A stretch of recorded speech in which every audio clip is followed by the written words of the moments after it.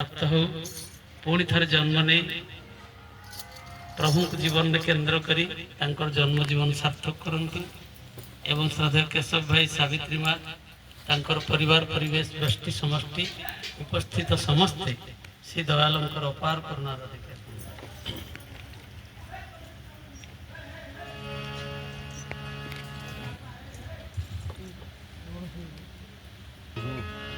जेते ही जाओ मंदिर मस्जिद जेते ही जाओ मंदिर मस्जिद जेते ही कर गंगा स्नान बापा मां को खुशी न कले खुशी नुहंती रे भगवान बापा मां को खुशी न कले खुशी नुहंती रे भगवान जेते ही जाओ मंदिर मस्जिद जेते ही जाओ मंदिर मस्जिद जेते ही कर गंगा स्नान बापा मां को खुशी न कले खुशी नुहंती रे भगवान बापा मां को खुशी न कले खुशी नुहंती रे भगवान बापा मां जे सबुठु श्रेष्ठ के देवतार मंग तांकु पूजा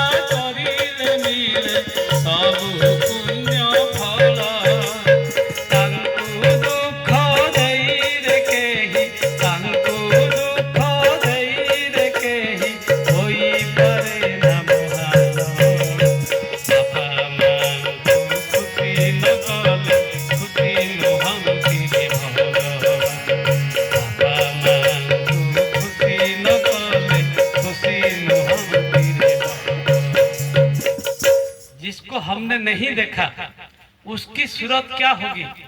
माँ तेरी सूरत से बोली भगवान की सूरत क्या होगी।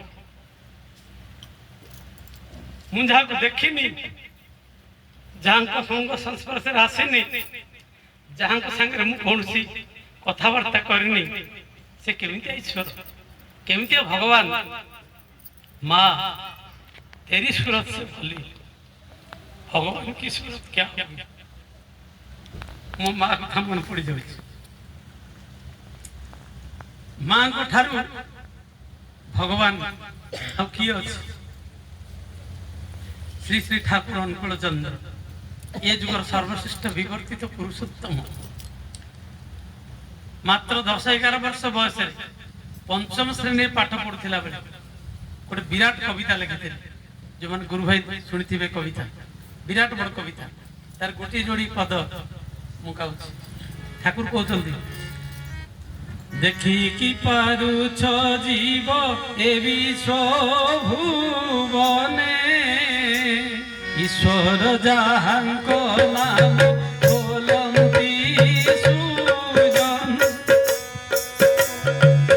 तुमे जदि से ईश्वर देखिल पारिल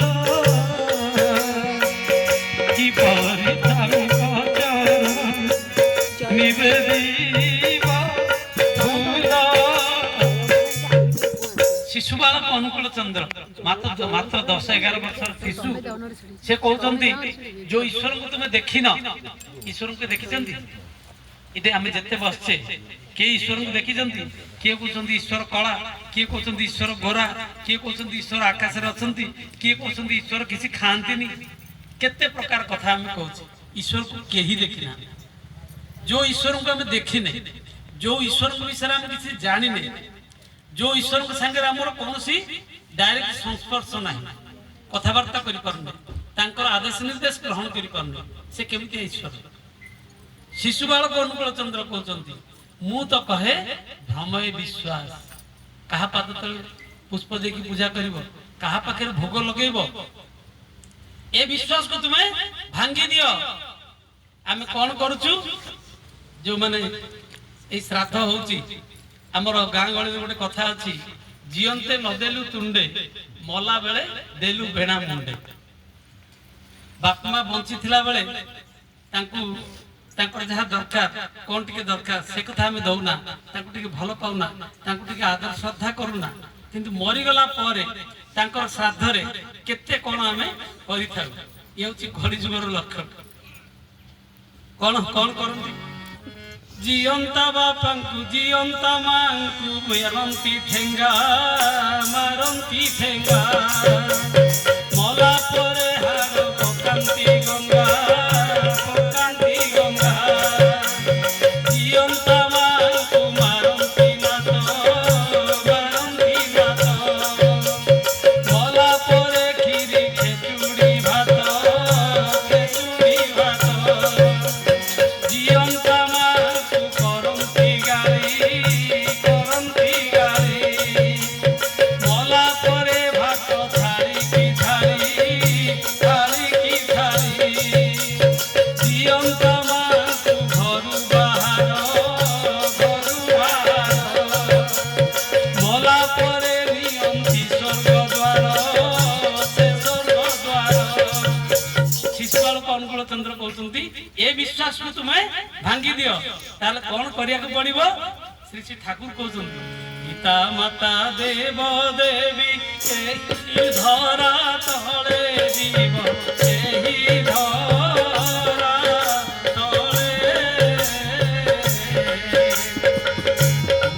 ଜୀବ ଦେଇ ତାଙ୍କୁ ଭକ୍ତି ପୁଷ୍ପ ଦୋଳେ ଦେଇ, ଭକ୍ତି ପୁଷ୍ପ ଦୋଳେ।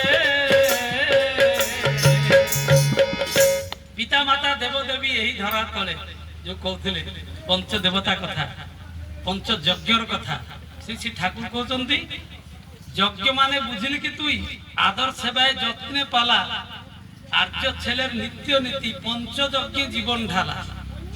দেবযজ্ঞ আর ঋষি যজ্ঞ, পিতৃযজ্ঞ আর নৃযজ্ঞ, ভূত যজ্ঞের পরিস্থিতির সেবা বর্ধন করে প্রাজ্ঞ।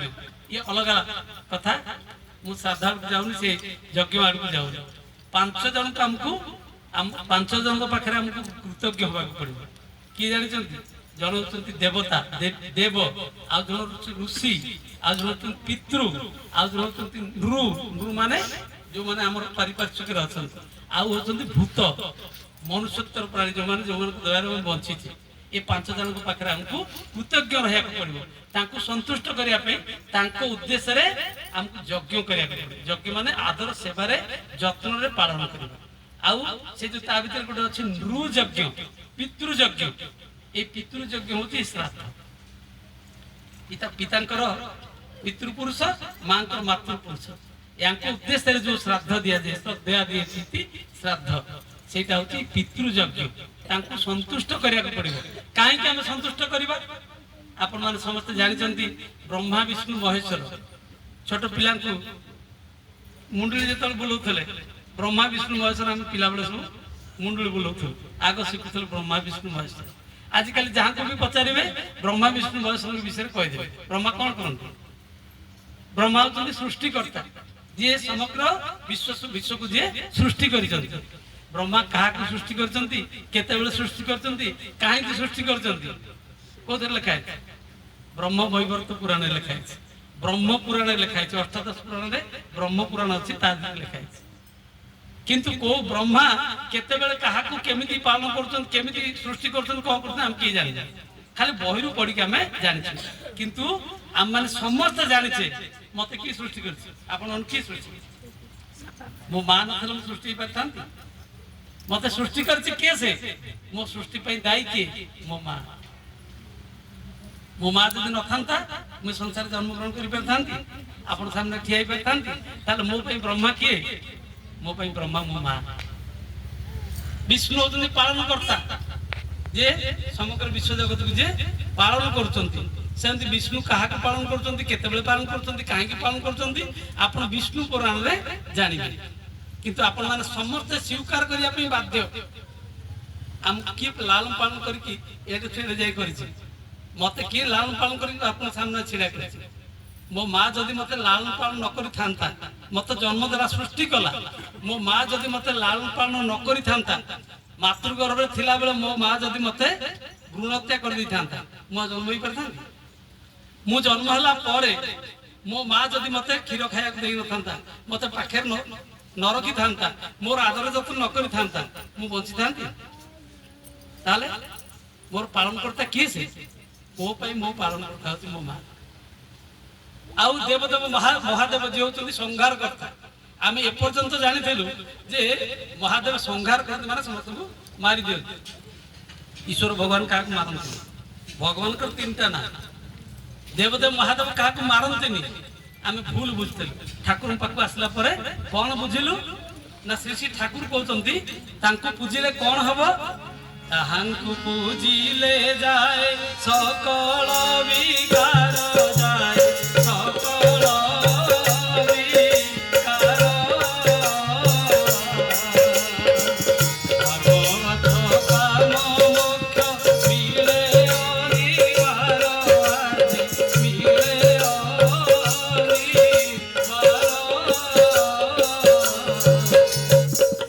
ତାଙ୍କୁ ପୂଜିଲେ କଣ ହୁଏ ନା ଆମର ଯେତେ ପ୍ରକାର ବିକାର ଅଛି, କୋଉ ପ୍ରକାର ବିକାର, ସେଇ ବିକାରକୁ ସେ ସଂହାର କରେ। କିଏ ସଂହାର କରେ? ଦେବଦେବ ମହାଦେବ। ମହାଦେବ କୋଉଠି କାହାକୁ ସଂହାର କରିଛନ୍ତି, କଣ କରିଛନ୍ତି ସେ କଥା ଆପଣ ଶିବ ପୁରାଣରେ ଜାଣିବେ। କିନ୍ତୁ ମୋ ଭିତରେ ଯେତେ ପ୍ରକାର ଭୁଲ ତ୍ରୁଟି, ମୋ ଭିତରେ ଯେତେ ପ୍ରକାର ଅସଙ୍ଗତି, ମୋ ଭିତରେ ଯେତେ ପ୍ରକାର ଅସୁବିଧା ସବୁଗୁଡାକ ଦୂର କରି ସବୁ ପ୍ରକାର ବିକାରକୁ ସଂହାର କରି ମତେ ସତ୍ୟ ଶିବ ସୁନ୍ଦର ଯେ ରୂପାନ୍ତରିତ କରି ଆପଣଙ୍କ ସାମ୍ନାରେ ଛିଡା କରିଛନ୍ତି, ସେ କିଏ? ସେ ଦେବଦେବ ମହାଦେବ, ମୋ ମା। ତାହେଲେ ମୋ ମା ମୋ ପାଇଁ କଣ? ମୋ ମା ମୋ ପାଇଁ ସାକ୍ଷାତ ବ୍ରହ୍ମା ବିଷ୍ଣୁ ଏବଂ ମହେଶ୍ୱର। ଶିଶୁବାଳକ ଅନୁକୂଳ ଚନ୍ଦ୍ର କହୁଛନ୍ତି ସେଇ ବାପା ମାଙ୍କର ପାଦ ତଳେ ଫୁଲ ଦେଇକି ପୂଜା। ତାଙ୍କୁ ପ୍ରଥମେ ଅର୍ଘ୍ୟ ଦିଅ, ତାଙ୍କୁ ପ୍ରଥମେ ସନ୍ତୁଷ୍ଟ କର। ଆଜିକାଲି ଆପଣ ଦେଖିବେ ସବୁ ମନ୍ଦିରରେ ଲମ୍ବା ଲାଇନ ଲାଗୁଛି ପ୍ରଣାମ କରିବା ପାଇଁ। ଶ୍ରୀ ଶ୍ରୀ ଠାକୁର କହୁଛନ୍ତି ସେଇ ମନ୍ଦିର ସାମ୍ନାରେ ପ୍ରଥମେ ପ୍ରଣାମ କର। କୋଉ ମନ୍ଦିର? ଯୋଉ ମନ୍ଦିରରୁ ଆମେ ବାହାରିଛେ। କୋଉ ମନ୍ଦିର? ଏଇ ମାତୃଗର୍ଭରୁ ବାହାରିଛେ। ଏଇ ମନ୍ଦିରଟା ହଉଛି ମୋର ପ୍ରଥମ ମନ୍ଦିର, ସେଇ ମନ୍ଦିର ସାମ୍ନାରେ ପ୍ରଣାମ। ଅର୍ଥାତ୍ ଆଗ ମାଙ୍କୁ ପ୍ରଣାମ କର।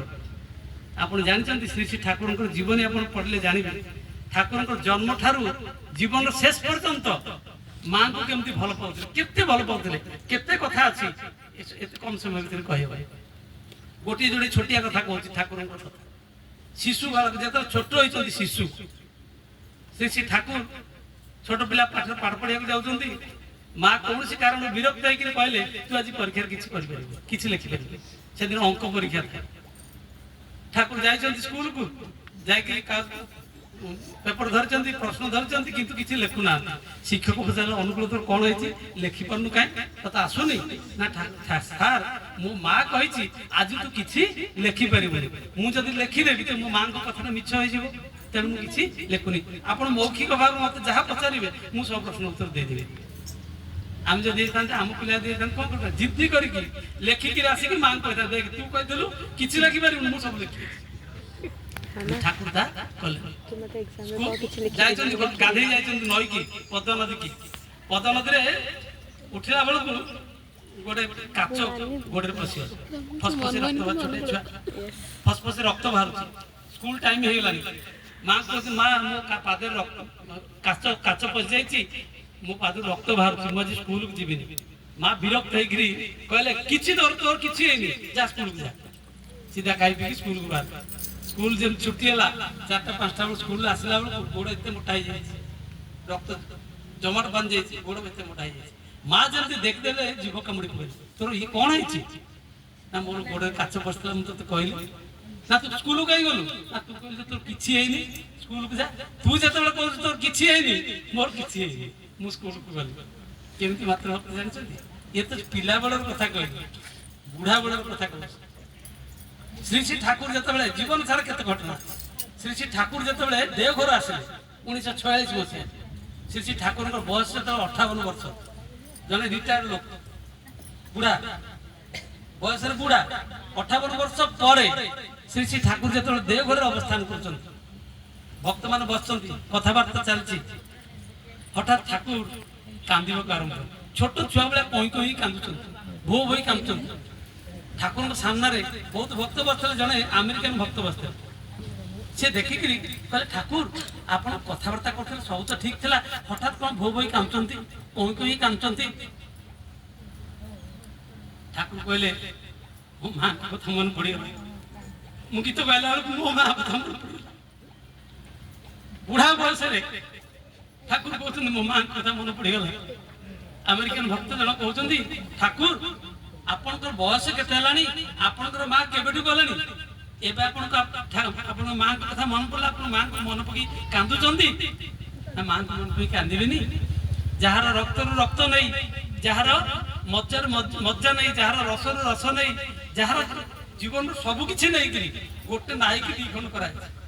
ମାତୃଗୃହ ଥିଲା ବେଳେ ଆମେ କଣ କରୁଥିଲେ?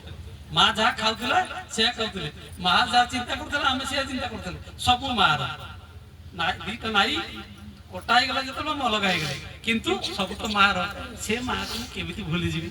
ଜୀବନର ଶେଷ ମୁହୂର୍ତ୍ତ ପର୍ଯ୍ୟନ୍ତ, ବଞ୍ଚିଥିବା ପର୍ଯ୍ୟନ୍ତ ମୁଁ ମାଙ୍କୁ ଭୁଲି ପାରିବିନି। ସେଥିପାଇଁ ଆମର ଆର୍ଯ୍ୟ ଶାସ୍ତ୍ରରେ ଅଛି ବଞ୍ଚିଥିବା ପର୍ଯ୍ୟନ୍ତ ଆମେ ବାପା ମାଙ୍କ ଉଦ୍ଦେଶ୍ୟରେ ଶ୍ରାଦ୍ଧ ଦଉ, କେବଳ ମନେ ପକେଇବା ପାଇଁ। ମା ଶ୍ରାଦ୍ଧ ପାଉଛନ୍ତି ନ ପାଉଛନ୍ତି ଶ୍ରାଦ୍ଧ କଣ ସେ ବୁଝିବା ଦରକାର, ଖାଲି ତାଙ୍କୁ ମନେ ପକେଇବା ପାଇଁ, ତାଙ୍କ ପ୍ରତି କୃତଜ୍ଞ ହବା ପାଇଁ ତାଙ୍କ ଉଦ୍ଦେଶ୍ୟରେ ଆମେ ଶ୍ରାଦ୍ଧ ଦଉଛୁ। ମୁଁ ତାଙ୍କୁ ଭୁଲିଯିବି କେମିତି? ସେ ଆମେରିକାନ ଭକ୍ତ ଜଣ କହୁଛନ୍ତି ଠାକୁର ଆଇ ହେଟ୍ ମାଇ ମଦର, ମୋ ମାଙ୍କୁ ମୁଁ ଘୃଣା କରେ। 12 ବର୍ଷ ହେଲାଣି ମୋ ମାଙ୍କ ସାଥିରେ କିଛି ସମ୍ପର୍କ ନାହିଁ। ମୋ ମାଙ୍କୁ ମୁଁ ଗୋଟେ ବୃଦ୍ଧାଶ୍ରମରେ ଛାଡ଼ି ଦେଇକି ପଳେଇ ଆସିଛି। ଠାକୁରଙ୍କର କାନ୍ଦ ଫାନ୍ଦ ସବୁ ବନ୍ଦ ହେଇଗଲା, ଖାଇବା ପିଇବା ବନ୍ଦ ହେଇଗଲା, କଥାବାର୍ତ୍ତା ବନ୍ଦ ହେଇଗଲା, ସବୁ ବନ୍ଦ ହେଇଗଲା। ଠାକୁରଙ୍କ ମନ ଏକଦମ ବିଷାଦଗ୍ରସ୍ତ ହେଇଗଲା। ସମସ୍ତେ ଏକଦମ ତାକୁ ଚାହିଁଲେ, ଏମିତି କଥା କହିଲା ଠାକୁରଙ୍କ ମନ ଖରାପ ହେଇଗଲା। ତାପରେ ସେ ପ୍ରଣାମ କରିକି ପଳେଇଲେ, ଯାଇକି ଗେଷ୍ଟ ହାଉସରେ ରହିଲେ। ରାତି ସାରା ତାଙ୍କୁ ନିଦ ହେଲାନି। ସକାଳୁ ଗାଧେଇ ପାଧେଇକି ଠାକୁରଙ୍କ ପାଖକୁ ଆସିଗଲେ। ଆସିକି ହାତ ଯୋଡ଼ି କହୁଛନ୍ତି ଠାକୁର ମୁଁ ଏମିତି କଣ କଥା କହିଦେଲି ଆପଣଙ୍କର ମନ ଖରାପ ହେଇଗଲା, ଆପଣଙ୍କର ଭୋଗ ଗାଧେଇବା ପାଧେଇବା ସବୁ ବନ୍ଦ ହେଇଗଲା, ମତେ ଦୟାକରି କ୍ଷମା କରିଦିଅନ୍ତୁ।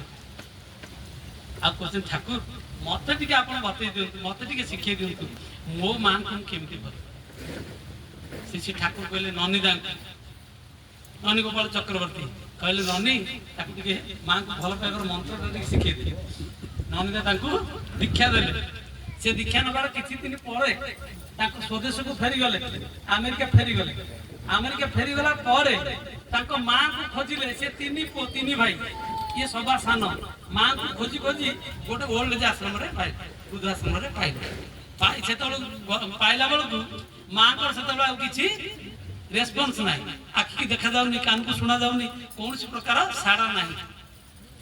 ତାକୁ ନେଇ ଆସିଲେ ଘରକୁ, ବହୁତ ଆଦର ଯତ୍ନ କରି ନିଜେ ସେବା କରିକି ଡାକ୍ତର ଲଗେଇକି ମାଙ୍କୁ ସୁସ୍ଥ କଲେ।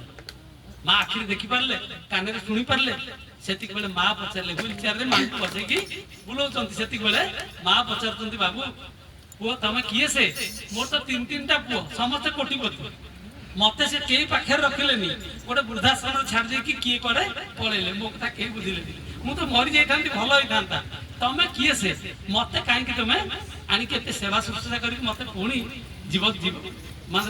ମତେ ଜୀବନ ଦେଇଦେଲ, ତମେ କିଏ? ସେ ସେତିକି ବେଳେ ଆଖିରେ ଧାର ଧାର ଲୁହ ଗଡି ଯାଉଛି। ପୁଅ କହୁଛି ମା ମୁଁ ଆଉ କେହି ନୁହଁ, ମୁଁ ହଉଛି ତୁମର ସେଇ ସାନ ପୁଅ। ନା ତୁ ମୋ ସାନ ପୁଅ? ନା ହଁ। ନା ତତେ ଏ କଥା କିଏ ଶିଖେଇଲା? 12 ବର୍ଷ ହେଲାଣି ତ ମତେ ପଚାରୁନଥିଲୁ, ମତେ କୋଉଠି ଛାଡି ଦେଇ ତତେ କିଏ ଶିଖେଇଲା? ନା ମୋର ଗୁରୁ ଶ୍ରୀ ଶ୍ରୀ ଠାକୁର ଅନୁକୂଳ ଚନ୍ଦ୍ର, ଭାରତର ଗୁରୁ।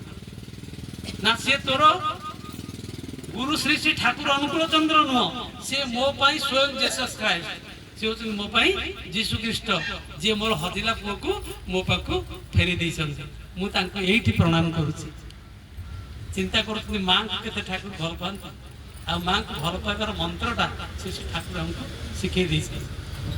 ଯୋଉ କଥା ଗୁଟୁ ଭାଇ କହୁଥିଲେ, ଶେଷ କରିଦେବି, ଯେତେ ପୁରୁଷୋତ୍ତମ ଆସିଛନ୍ତି ସେଇ କଥା ହିଁ ଆମକୁ ଶିଖେଇ ଦେଇ ଯାଇଛନ୍ତି।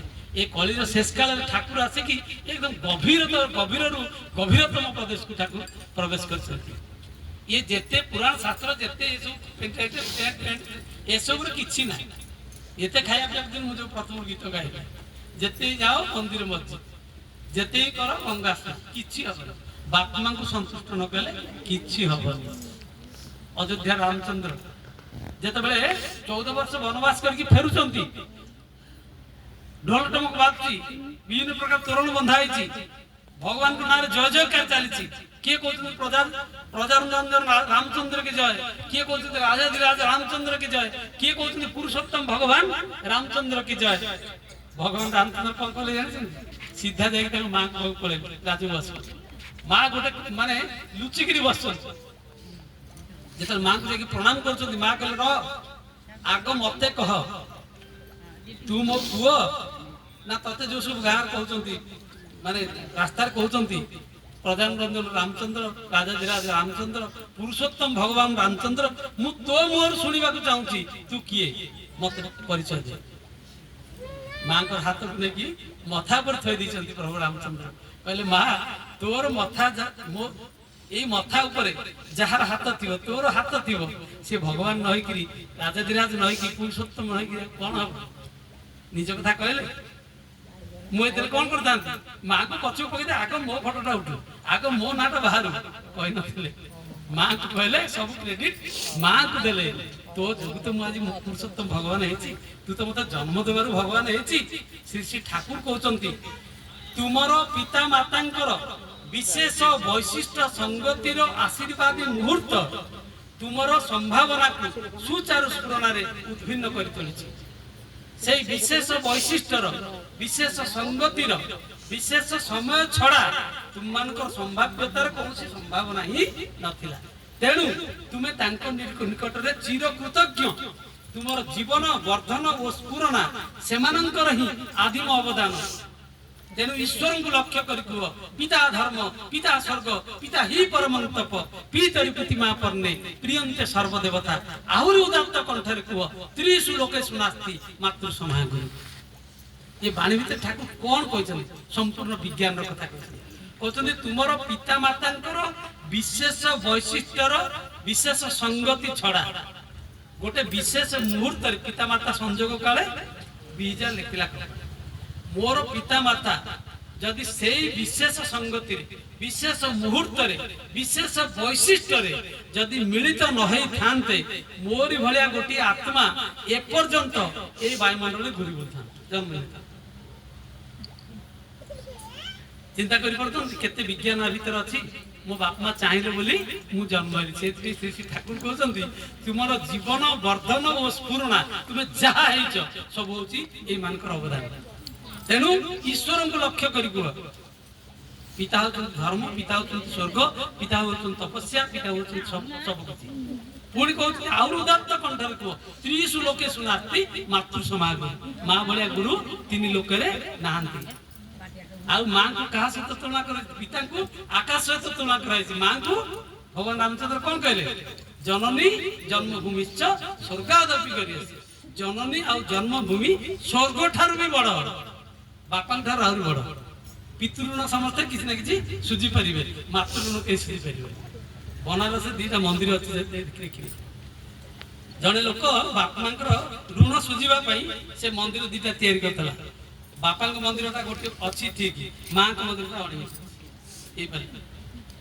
सुझी पारे माँ जो कष्ट जन्म दबार जो कष्ट माँ मैंने जानते से माँ पुनर्जन्म कहुए जदि जड़े जन्म देखिए जब बंचीगला से तार पुनर्जन्म चिंता कर माँ किए से माँ को ऋण कहीं सुझी पारे भगवान राम भगवान श्रीकृष्ण अष्ट आठ महिषी आठटा स्त्री समस्त सेवा कर दिने कहले आम कौ थे आम असुविधा रखी सब तो तुमको आम दौर जो जहाँ दरकार सब दौर तेज सब कहले माँ माँ माँ माँ हो समय आसले मुझे कह 2-3 दिन पर भगवान गोटे रचना कले गोटे छुआ रचना कले भगवान राति शोई पड़े राति शोला बेले भगवान को उषुम क्षीर ग्लासे दिखती भगवान जाणिक शोई पड़ते शीघ्र शोई पड़ते रुक्मिणी क्षीर नहीं आसिले उषुम क्षीर देखिले स्वामी शोई पड़ते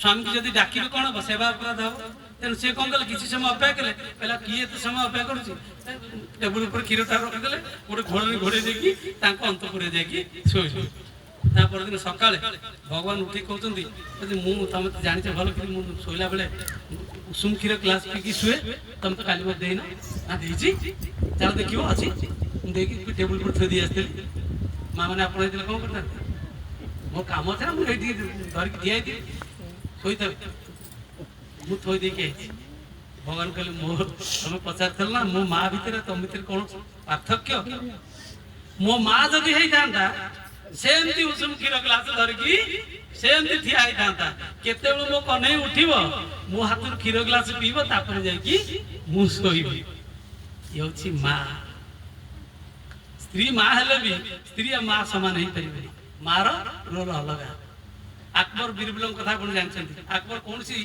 काम खुशी की बीरबल को पुळे सुना रूपा दैछन्ती बीरबल मन मन भाबिले माँ केते कष्ट करी मते मनिष करछि बापा चली जाइछन्ती विधवा माँ केते कष्ट करछि आज मार ऋण मु सुझी देबी एते टंका पैसा आनिछि एते सुना रूपा आनिछि माँ को टिके सुना रूपा प्रति टिके दुर्बलता थाए ताले माँ केते मागिबो जहा मागिबो सब तो दे देबी ताले माँ मु तोर आज ऋण सुझी देबी माँ हसी दे कहले मो ऋण सुझी देबू ना हो ऋण सुझी तो कौन दरकार कह मु दे दे एते कष्ट करछु मो को तो ऋण सुझीबिनी सब दे दे कहले किछि करिया दरकार नै तू खाली मो पाखे गोटे दिन आज राति खाली शो शीत दिन भीषण शीत हो मो पाखे राति शो कौन राति शो तो पाखे तो शोक मनीष तू तो मत गढ़ीचु आ गोटे राति शोया कौन यही कथा माँ पुओ दी जन जाक शो राति शो बुढ़ी शिखेब अकल शिखेब कि 10-15 मिनट शोची छाई निद लगी आसुची बुढ़ी कहला पुओ मत शोष हौ ठीक है पानी ग्लास आनिक जेंति पानी ग्लास आनिकी बीरबल देले बुढ़ी हाथ थरुची जानिकी हाथ थरुची टिके पीकी ढाली से बेड रे ढाली कमल फल से बोधा हे अब को मां तो को करिया अब हाथ थरुची बुढ़ी हे गेलानी हो ठीक है सोई पड़े कमल को उल्टे की मां को दिंदा सोई पड़े पुणी 10-15 मिनट जाईची पुओ पुणी मते शोष होलानी पुणी विरक्त मन मन विरक्त की आउ ग्लास पानी आनी से जोगदा से आउ टी जहा थिला सुकिला थला से तक भी ओदा हे हौ कोन प्रकार मां को सोइले तृतीय थर जत आउ आधा घंटा गला तू मत पुणी शोष होला आउ संभाले पेले बोला खाली शोष होछु एडी बाल्टी पानी आनी रखती जते पी पी ते ढाली लान सब उडा को ढाली से लान एडा केम सोइबा राति रे शीत दिन सेति को मां हसी देला एला पुओ तू कहत ना मोर ऋण सुझी बोली कि मते संतुष्ट करी बोली गोटे राति मो पाखे सोई परनी केते राति मो पाखे सोईछु ए पेट भीतर देले केते थिला बेले केते विधा गोइठा मारिछु केते कोन करछु 9 मास 10 दिन काल केते मार कष्ट सह केते कोन कर आ जन्म होला पर निजे न खाई करी खुआए सोईति मुति की सब ओदा कर देति सब कानी ओदा हे दिबो मु ओदा रे सोई तते कानी करी सुहाई आज तो गोटे राति मो पाखे सोई कर तू मोर ऋण सुझिबो ना सुझी पारिबा केही मांकर ऋण सुझी पारिबा नै सेति भाई श्री श्री ठाकुर अनुकूल चंद्र आम मान को सेही कथा ही आज शिखे दैछंती ठाकुर कहते इष्टे निवेदन करे आगे पितृ पुरुषेर श्राद्ध तर्पण जाई करिस ना करिस रे तुई इष्ट होती पारा आगो इष्ट को निवेदन करिवो तापरे पितृ पुरुषों को उद्देश्य रे श्राद्ध निवेदन करिवो श्राद्ध माने श्रद्धारु जहा दिया जाए मनुष्य मरि गला पर श्राद्ध करिवो बंचित रहला श्राद्ध करिवो बंचित रहला बेसी श्राद्ध करिया दरकार बेसी भल पाइया दरकार हम मरि गला पर श्राद्ध से पाइले कि न पाइले से हम कोन बंचित रहला तो हम पचारली तर्पण माने तृप्ति अर्थ रे जहा अर्पण करा जाए ठाकुर कहते श्रद्धा अवश्य आतुर सके वृद्धि तरे करिले दान तृप्त करी प्रीत हेबा ताहा कुनी तुई श्राद्ध दान प्रेतत्व रे पिंड पानी पितृपुरुष को नंदना दिए हा हुतास रे प्रेतत्व दुख पिंड पानी रे घुंची जाए समय गेले समय नबानी तेबे आमे एतिके जानिबा दरकार श्री श्री ठाकुर पितामाता को केमिति भल पाउतले खाली कथा रे बाणी रे कहि नांती उपदेश दे नांती आपण सारा जीवन ठाकुर तो जीवनी कथा कहले दु तीनटा जीवनी कथा कहले ठाकुर छोट बेले ठाकुर दौड़चंती अजटै की दौड़चंती मां एकदम जोर लागी चंदी उदुदिया खरा गला पद्म में बाली ततला बाली दीपर गोटे छाटिया धरि के गोडेली मां दौड़चंती ठाकुर दौड़चंती मां पछर दौड़चंती छोट छुआ दौड़ी माँ कौन पारे हठात ठाकुर अटकी गले माँ को जिते राग थिला सब तक सुझे पिठी नोला फाटी गला रक्त जमाट बांधी गला माने तापरे माँ तू कहीं ठिया गली से माँ ठाकुर को सान भाई जे प्रभास रंजन चक्रवर्ती खेपुदा ठाकुर का बयस बहुत सान छोट कहते दादा तू बड़े बोकाटा तू जी जोरे दौड़ू माँ कौन तो पार था तू कहीं अटकी गलु देख तो पिठे की नोला बसीगला केते कष्ट है ସେତିକି ଠାକୁର କହୁଛନ୍ତି ଶୁଣ ଖେପା, ମୁଁ ଯେତେ ଜୋରରେ ଦୌଡୁଥିଲି ମତେ ମା କେବେ ପାରିନଥାନ୍ତା, କିନ୍ତୁ ହଠାତ୍ ମୋ ମୁଣ୍ଡକୁ ଜୁଟିଲା ଯେ ଉଦୁଦିଆ ଖରାବେଳ ଏ ତତଲା ବାଲିରେ ମା ଦୌଡୁଛି, ପୁଣି ଗୋଟେ ଶାଢୀ ପିନ୍ଧିଛି, ସେ ଶାଢୀଟା ଯଦି ଛନ୍ଦି ହେଇକି ମା ଯଦି ପଡିଯିବ ମାକୁ କେତେ କଷ୍ଟ ହବ।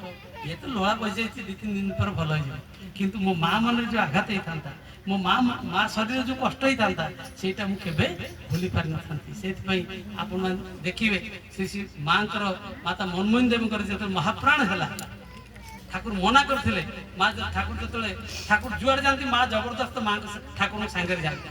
ଶେଷ ମୁହୂର୍ତ୍ତରେ ଠାକୁର ଜାଣିଛନ୍ତି ଯେ ମାଙ୍କର ଶେଷ ସମୟ ହେଇଗଲାଣି।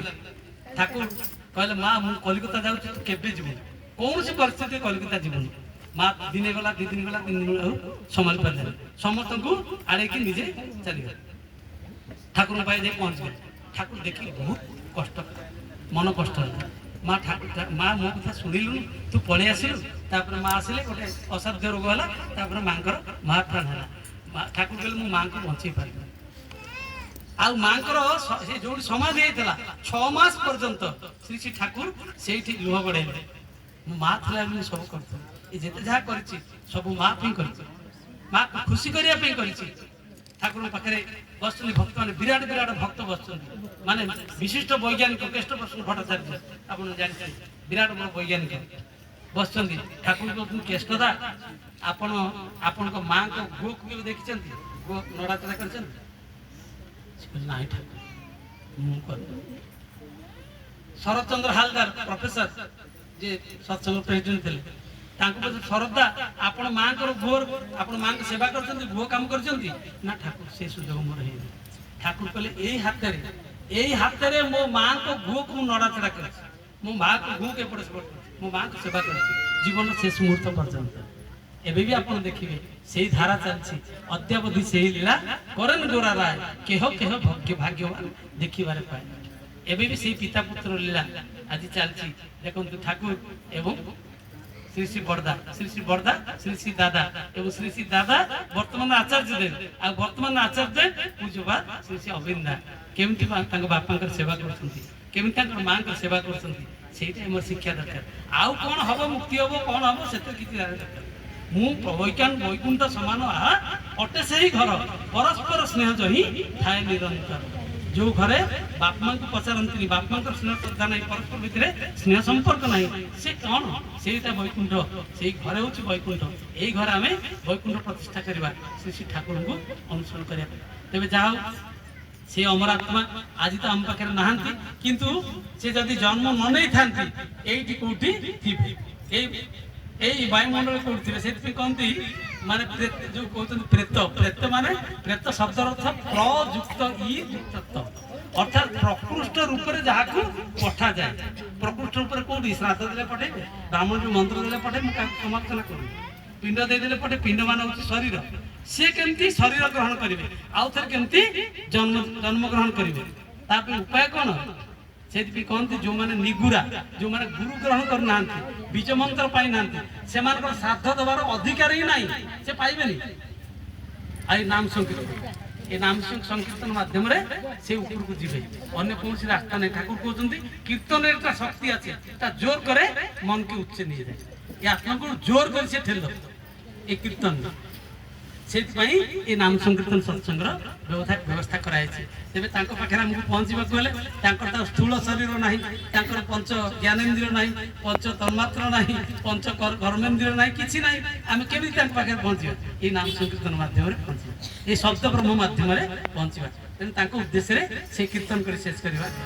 হরি বলে নয়নেরি জলে ভাষায় কেন তারি ডাকো না, হরি বলে নয়নেরি জলে ভাষায় কেন তারি ডাকো না, হরি হরি বলো দিন চোরায় গেল, হরি হরি বলো দিন চোরায় গেল, ভাই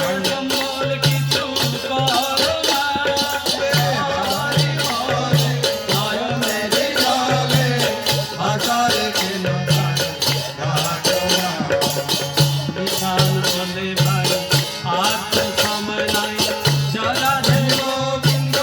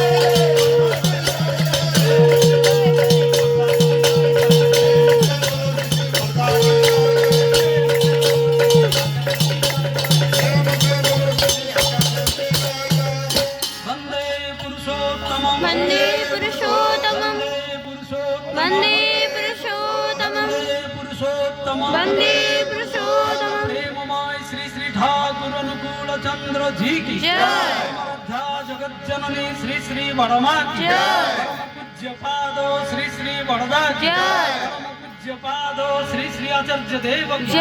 सात संग की जय।